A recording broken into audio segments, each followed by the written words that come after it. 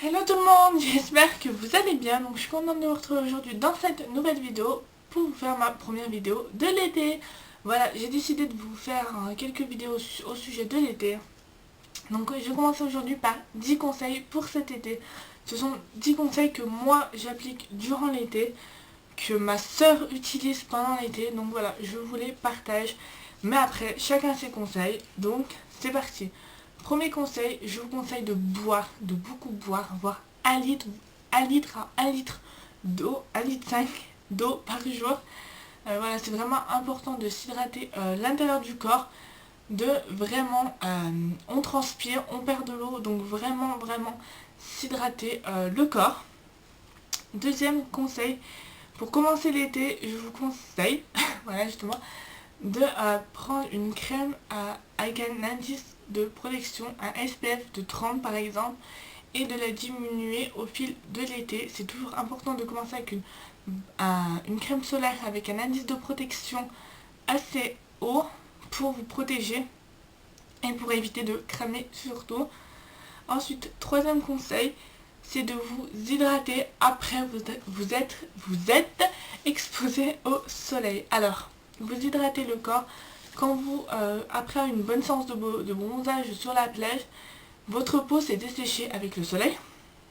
Donc il est très important de l'hydrater, donc soit avec un beurre corporel, soit avec un lait pour le corps. Ensuite, quatrième conseil, c'est de toujours avoir avec vous quand vous allez à la plage, quand vous allez même à la piscine, encore à la piscine ça va, mais surtout quand vous allez à la mer, à l'océan, enfin ou quand vous allez, c'est de utiliser une brume d'eau pour vous la passer sur le, vous la pchiter sur le visage, sur le buste. Voilà, ça vous fait vraiment du bien. Si vous n'allez pas vous baigner, ça peut être une assez bonne alternative.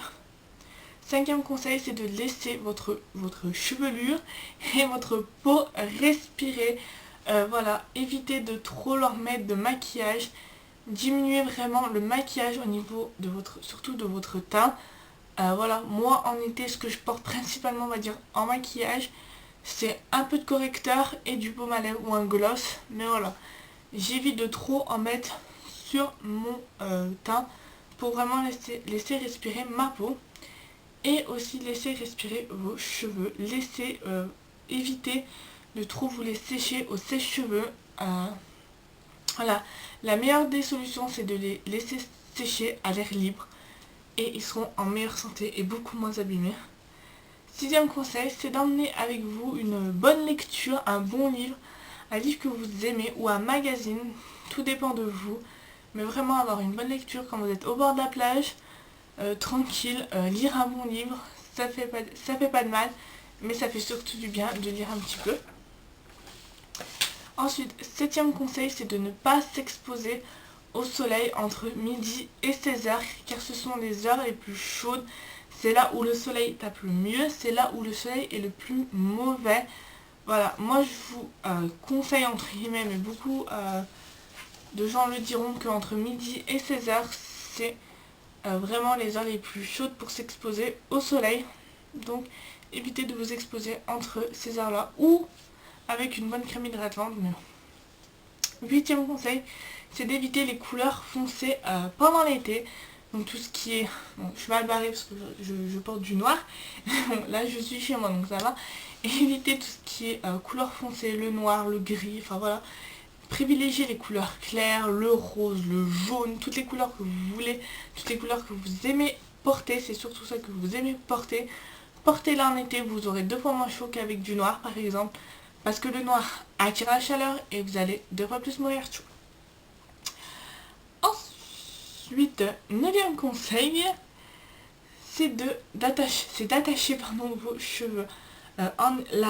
Votre nuque est, comment dire, c'est une zone sensible à la chaleur, donc n'hésitez pas à attacher vos cheveux, que ce soit en chignon, que ce soit en queue de cheval, que ce soit ce que vous voulez, mais attachez-les, libérez votre nuque et vous aurez beaucoup moins chaud.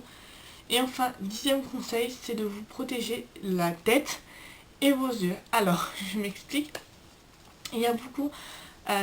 donc, tout d'abord, vous protégez votre tête. Pourquoi? Premièrement, pour éviter les insolations. Et deuxièmement, pour éviter les saignements de nez. parce que beaucoup de personnes et moi-même j'ai été sujet à ça pendant plusieurs années, au saignement de nez quand le soleil tape trop sur votre tête, que vous n'avez pas de chapeau, que vous n'avez pas de protection au niveau de votre tête, votre nez se met à saigner. Voilà, donc conseil, protégez bien votre tête avec un chapeau, avec ce que vous voulez, mais protégez votre tête. Et également protégez vos yeux, parce que les yeux clairs, comme les yeux bleus, les yeux verts sont sujets à, comment dire, les personnes qui ont les yeux bleus ou les yeux verts sont sujets à avoir plus mal aux yeux en été que les personnes qui ont les yeux un peu plus foncés.